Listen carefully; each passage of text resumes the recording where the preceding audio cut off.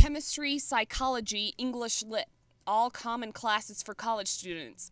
But these girls from Colorado College came up with their own class, and it took them to Tanzania. Our primary reason for going is to teach about HIV and AIDS because I think it's somewhere over 50% of the people are infected with AIDS. After a semester of preparation, armed with information, they went across the globe, some for the first time. For some, though, it was a return trip to the tiny town called Iringa.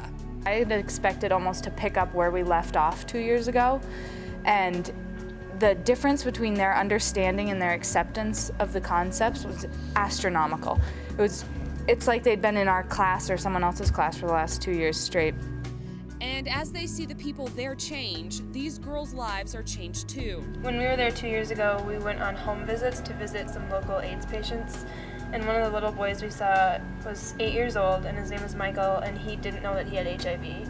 But he was tiny and had a very badly infected eye and was just very, very sick. And we went on home visits the first day that we were in Iringa, and Michael showed up, and he was Unrecognizable. Yeah, unrecognizable. His eyes were healthy. He had gained a lot of weight. He looked like a normal 10-year-old boy, and the best part was that he came to one of our children's seminars and learned about HIV. At the end of one of our women's seminars, all the women stood up and just started singing a thank you song to us in Swahili, and that was incredibly moving. They say the government has had a lot to do with improvements made in AIDS education and prevention, but there's much to be done still, and that, they say, has to come from their own culture. One of our long-term goals is to give the people of this, whether it be town, country, or continent, the resources and the education so that they can become the teachers.